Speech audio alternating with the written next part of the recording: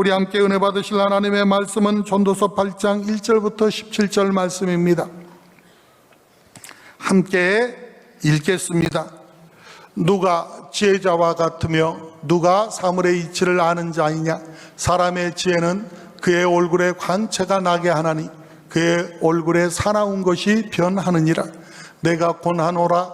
왕의 명령을 지키라. 이미 하나님을 가리켜 맹세하였음이니라. 왕 앞에서 물러가기를 급하게 하지 말며 악한 것을 일삼지 말라. 왕은 자기가 하고자 하는 것을 다 행함이니라. 왕의 말은 권능이 있나니 누가 그에게 이르기를 왕께서 무엇을 하시나이까 할 수 있으랴. 명령을 지키는 자는 불행을 알지 못하리라. 지혜자의 마음은 때와 판단을 분별하나니 무슨 일이든지 때와 판단이 있으므로 사람에게 임하는 화가 심함이니라.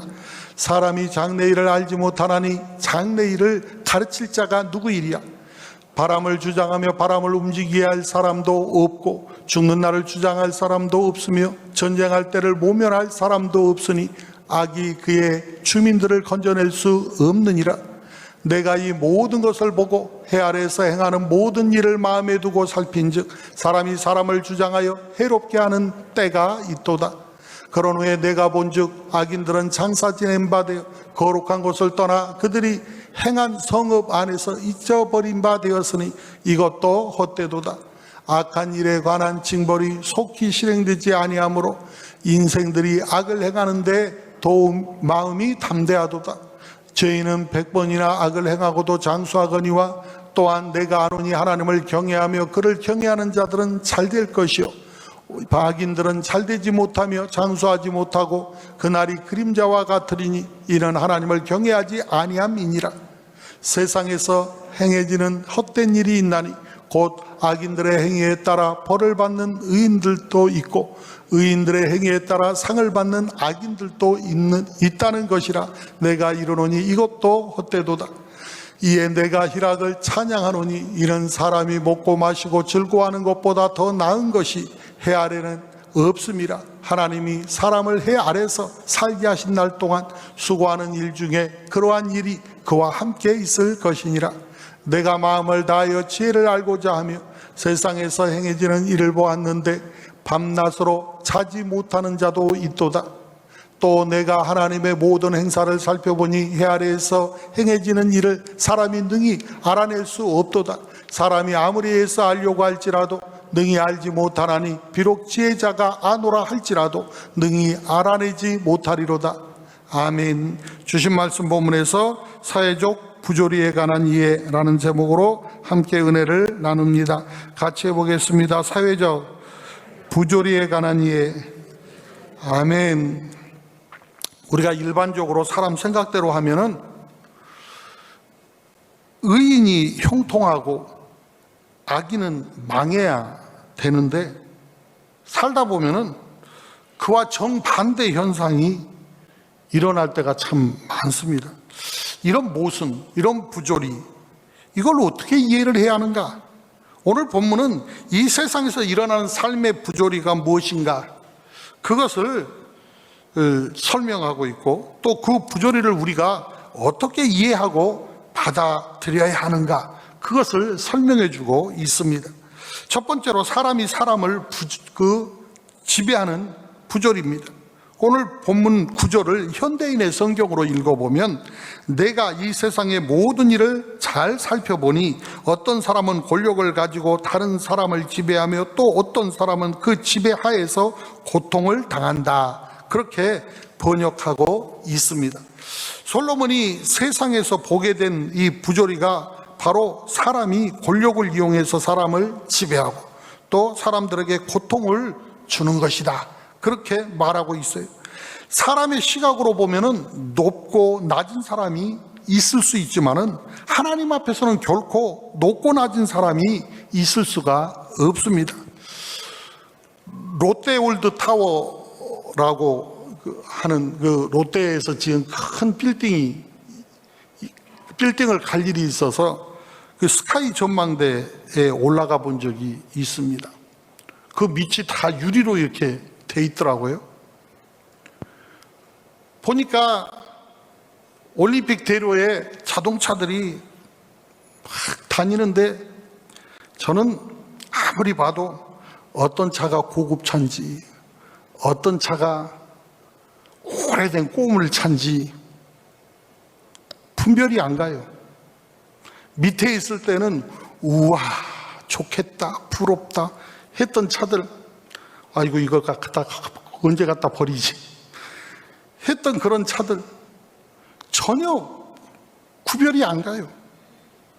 그뿐만이 아니에요. 사람들이 걸어 다니는데 잘생긴 사람인지 못생긴 사람인지 뚱뚱한 사람인지 홀쭉한 사람인지 배운 사람인지 못 배운 사람인지 가진 사람인지 못 가진 사람인지 전혀 구분되지 않아요. 다 똑같이 그저 꼬물꼬물 움직이고 있는 것을 봅니다. 그저 다 똑같이 보여요. 간혹 비행기를 탈 일이 있어서 이 비행기가 착륙을 하거나 이륙을 할 때 이상스럽게 특히 내릴 때 더 쳐다보게 되죠. 그러면 집 모양들이 이 집이나 저 집이나 다 비슷비슷해서 큰 집인지 작은 집인지 별로 구분도 안 가요. 뭐를 말해주는 것입니까? 하나님 앞에서는 다 똑같다는 것입니다. 그저 한 사람 한 사람 다 귀하고 다 소중한 하나님의 백성일 뿐인 것입니다. 그런데 사람이 사람을 지배하고 고통을 준다고 하는 것은 있을 수가 없는 것입니다. 더더군다나 권력이라고 하는 것은 위로부터 나는 것인데 사람을 지배하고 고통을 안겨주는 도구로 주신 것이 아닌데 권력을 올바로 사용해서 오히려 그 힘을 가지고 사람을 세워주고 정의로운 사회를 만들려고 살맛 나는 그러한 세상을 만들라고 주신 것인데 이것을 잘못 사용해서 오히려 사람을 지배하고 그 힘을 이용해서 고통을 안겨주는 사례들이 우리 주변에서 너무나 흔하고 많다는 것입니다. 사람을 다스리고 지배할 권리는 오직 하나님께만 있습니다. 그런데 하나님이 아닌 사람이 사람을 지배하는 것은 하나님의 고난을 침해하는 것입니다. 오늘 본문 10절에 그런 후에 내가 본즉 악인들은 장사 지낸 바 되어 거룩한 곳을 떠나 그들이 그렇게 행한 서금 안에서 잊어버린 바 되었으니 이것도 헛되도다. 이러나 저러나 이렇게 하나 저렇게 하나 다 죽으면 잊혀지고 마는 것입니다. 아무것도 아닙니다. 그런데 참 희한한 것은 권력을 가지고 많은 사람들에게 고통을 주던 사람들을 보면 그 옆에 기념비를 만들어 놓고 이것을 미화해서 그럴싸하게 갖고 놓는 그런 경우들도 봅니다. 또 선하게 사람들이 살아갔던 사람들이 우리 곁을 떠나면은 금세 다 잊어버리고 누구 하나 비석 하나도 세워주는 사람도 없는 그런 모습들을 또 보게 됩니다. 이 모든 것들이 모순이라는 것입니다. 우리는 사람을 지배하는 사람,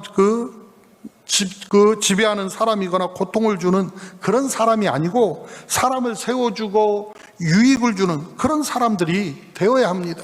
특별히 교회는 사람을 세워주는 곳이 되어야 합니다.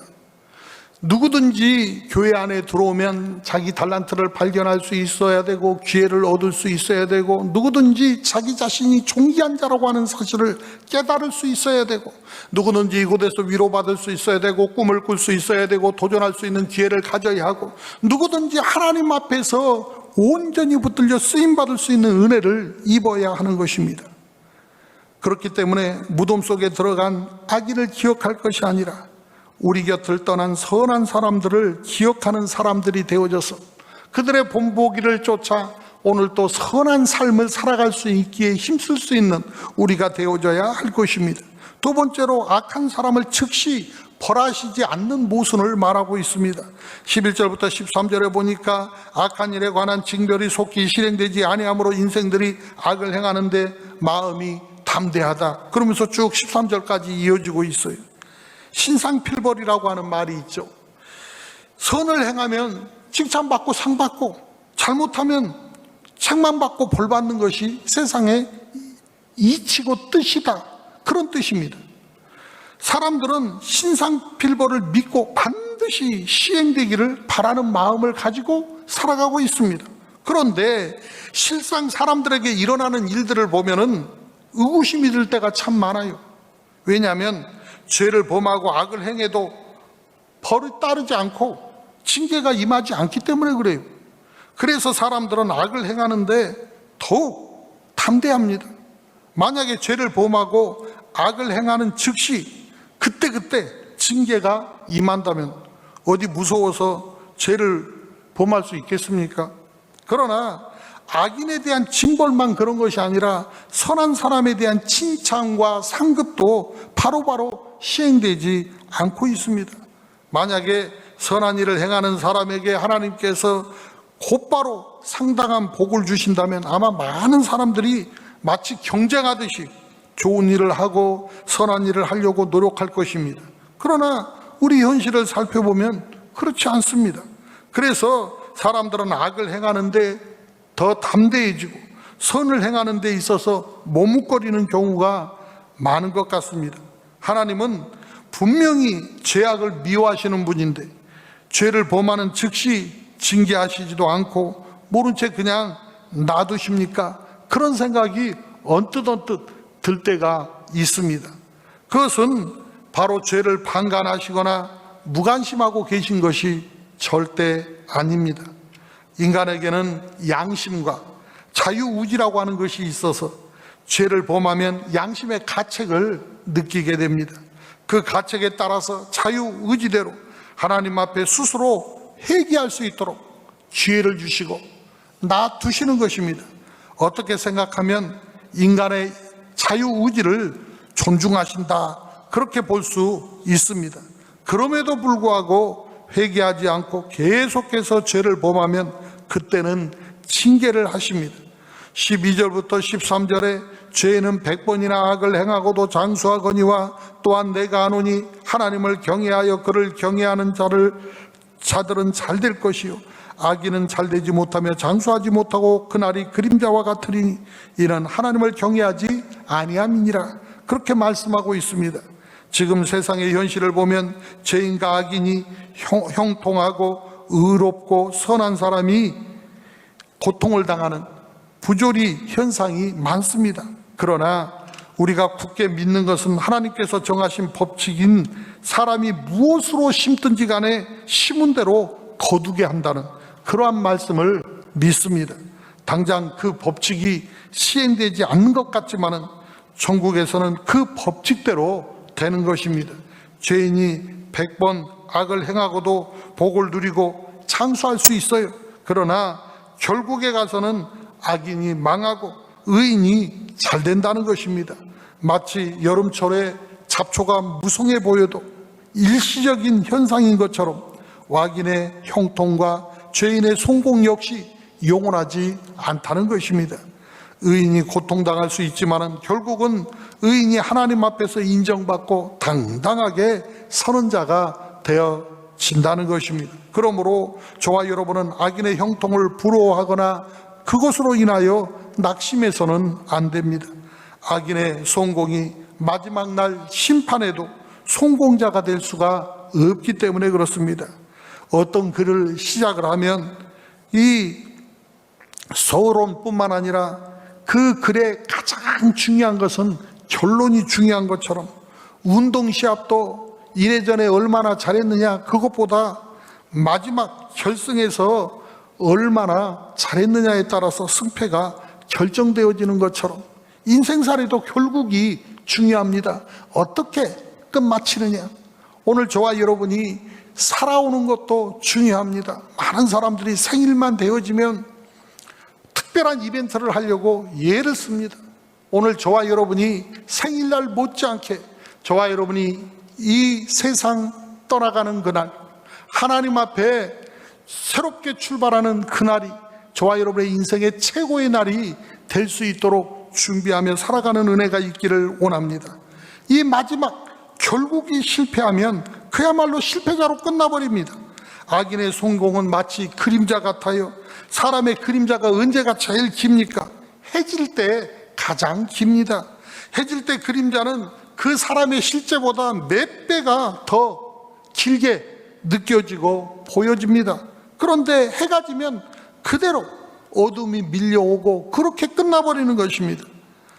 그렇게 길게 보이던 그림자가 그 어둠 속에 묻혀서 흔적도 없이 사라져버리고 마는 것입니다.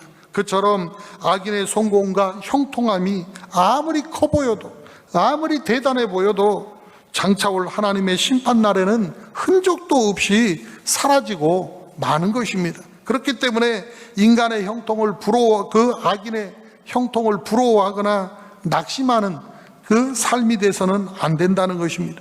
악인의 형통을 부러워하거나 불평하는 것은 마지막 하나님의 심판을 믿지 못하는 불신앙 때문에 그런 것입니다.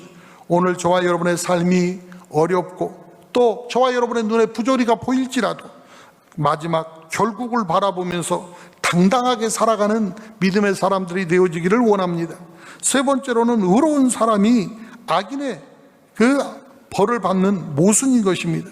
오늘 본문 14절부터 14절에 세상에서 행해지는 헛된 일이 있나니 곧 악인들의 행위를 따라 벌을 받는 의인들도 있고 의인들의 행위에 따라 상을 받는 악인들도 있다는 것이라. 내가 이르노니 이것도 헛되도다. 이에 내가 희락을 찬양하노니 이런 사람이 먹고 마시고 즐거워하는 것보다 더 나은 것이 해 아래는 없음이라. 하나님이 사람을 해 아래에서 살게 하신 날 동안 수고하는 일 중에 그러한 일이 그와 함께 있을 것이라고 말씀하고 있습니다. 세상에 억울한 일이 있다면은 의로운 사람이 악인이 받을 벌을 받고 의로운 사람이 그 받을 칭찬을 되려 악인이 받는다는 것입니다. 어떤 젊은이가 교통사고 피해자였는데 어떻게 된 영문인지 가해자로 몰려가지고 1년 7개월 동안 억울하게 감옥살이를 하다가 무죄 판결을 받고 풀려났다는 뉴스를 본 기억이 있습니다. 공정한 판결을 받고 풀려나온 것은 천만다행이지만은 그동안 그 사람이 당한 정신적인 피해와 억울한 감옥생활에 대해서 누가 어떻게 보상할 수가 있고 어디에서 보상받을 수가 있겠습니까? 그런데 그 사람과 같은 억울한 일을 당한 사람들이 우리 사회에 참 많이 있다고 생각을 합니다. 좋은 일을 하고도 억울하게 되려 욕을 먹는 그러한 사람들도 있을 것입니다. 억울한 사람이 없는 사회가 좋은 사회죠. 그런데 억울한 사람이 없는 사회가 세상 어딘들 있겠습니까? 범죄하고 타락한 인간들에 의해서 이루어진 사회다 보니까 어떻게 보면 부조리가 없기를 바라는 것 자체가 무리한 일이 아닌가 싶습니다. 죄인들이 모여서 살아갑니다. 죄인들이 하는 일은 죄 짓는 일입니다. 그러니 무엇을 바라야 할지 막연해지지 않습니까? 오늘 저와 여러분은 어떻게 살아가야 합니까? 오늘 15절에 이에 내가 희락을 찬양하노니 이는 사람이 먹고 마시고 즐거워하는 것보다 더 나은 것이 해 아래 없음이라. 하나님이 사람을 해 아래에서 살게 하신 날 동안 수고하는 일 중에 그러한 일이 그와 함께 있을 것이라. 그렇게 말했어요. 다시 말해서 살아가는 동안에 모순과 부조리가 계속 같이 할 것입니다. 온전한 그 사회가 온전하게 정화된다고 하는 것은 힘든 일입니다. 그것을 알고 우리는 우리대로 즐거운 삶을 찾아야 하는데 그것이 바로 즐겁게 먹고 마시고 사는 것이고 또 무엇으로 즐겁게 사는가 생각이 들겠지만은 저와 여러분이 하나님의 말씀을 먹고 하나님의 말씀대로 살아가고 하나님의 말씀을 의지할 때 저와 여러분의 마음에 평강이 오고 소망이 생기고 기쁨을 얻게 될 줄 믿습니다. 눈을 들어서 세상을 볼 것이 아니라 주를 바라볼 수 있어야 우리는 위로받을 수 있고 소망을 얻을 수가 있습니다. 이 모순된 세상을 알고 저와 여러분에게도 하나님께서 베풀어 주신 최소한의 은혜와 복이 깨달아질 수 있기를 원합니다. 최소한의 복과 은혜를 받지 못한 사람은 한 사람도 없습니다. 그렇기 때문에 우리는 하나님께서 베풀어 주신 그 최소한의 은혜와 복을 생각하면서 그 안에서 기뻐하고 그 안에서 감사하고 그 안에서 소망을 찾으며 살기 위해서 힘써야 합니다. 세브란스 병원의 김봉남 전도사님이 간증을 하는데 이런 간증을 해요. 숨쉬는 일이 세상에서 가장 쉬운 줄 알았다. 그 말은 뭘 의미하냐면 숨쉬기도 힘든 세월을 견디어냈다, 이것을 배경으로 하는 것입니다. 우리는 감사의 조건, 그러면 죽을 자리에서 살아나는 것만 감사합니다. 그러나 그것은 감사가 아닙니다.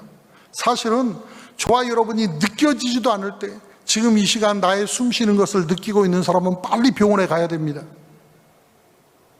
어떻게 보면 당연하듯 누리고 있는 이 숨 쉬는 은혜가 저와 여러분의 삶을 좌우합니다. 죽이기도 하고 살리기도 하죠. 오늘 저와 여러분이 자유롭게 어떤 기계에 의지하지 않고 숨 쉴 수 있는 그 은혜가 얼마나 큰 것인지를 깨닫고 알아야 합니다. 오늘 호흡함으로 살아있는 것만으로 저와 여러분이 감사하고 가능성을 찾아서 도전할 수 있어야 되고 하나님이 주신 꿈으로 채워갈 수 있게 되어지기를 원합니다. 이것이 세상 살아가는 방법이고 지혜입니다. 만약에 모순과 부조리로 가득 찬 이 사회를 타도하자고 길거리로 나가 외친다든가 사람들을 지배하고 고통 준 어떤 힘 있는 사람들을 몰아내자고 부르짖는다면 우리 사회는 더 혼란스러운 사회가 되고 말 것입니다. 어차피 구조적 모순과 사회적 부조리가 근절되지 않는다고 하는 것을 아는 이상 우리는 우리 나름대로 아름다운 삶을 추구해 나갈 줄 알아야 합니다. 그것이 바로 저와 여러분이 빛과 소금이 돼서 모순과 부조리가 나 있는 내 주변에서만큼은 일어나지 못하도록 줄어들 수 있도록 힘써 선한 영향력을 행사해 가는 것입니다. 어둠이 틈타지 못하도록 우리 주변이 썩지 못하도록 오늘 또 힘써서 예수 그리스도께서 이 땅에서 우리를 위하여 행하여 주신 그 귀한 모습을 저와 여러분도 삶의 현장에서 실천해 갈 수 있는 귀한 은혜가 있어서 저와 여러분 때문에 주변에 함께한 사람들이 위로받고 힘을 얻는 귀한 보람찬 시간 하루하루가 되어지기를 주의 이름으로 부탁드립니다. 기도드립니다. 하나님 아버지, 새날을 열어주시니 감사합니다. 주의 말씀이 우리 가운데 이루어지도록 주신 말씀을 붙잡고 이 시간도 승리케 하여 주시고 사람이 사람을 지배하는 모순된 사회 속에서 다른 사람을 세워주는 성령의 사람으로 살아갈 수 있는 하루가 되도록 은혜를 베풀어 주옵소서. 악인의 형통함과 성공을 부러워할 것이 아니라 인생의 결국을 바라볼 수 있게 하여 주시어서 오늘 성실하게 하나님 앞에서 살아가게 하여 주옵소서. 이 시간 부르짖는 기도 위에 함께하여 주시어서 부조리한 사회를 정죄하지 말고 하나님께 받은 최소한의 복을 감사로 바꿔서 살아갈 수 있는 힘을 얻게 하여 주시옵소서. 성령의 능력을 회복하여 온 재직과 성도들이 한마음으로 기도하며 쓰임받을 수 있게 하여 주시옵시고 사명 감당하며 가볍게 살아갈 수 있도록 복의 복을 베풀어 주옵소서. 주신 은혜 감사하며 귀한 예물 구별하여 드립니다. 기뻐받아 주실 줄 믿사옵고 주 예수 그리스도 이름으로 기도드립니다. 아멘.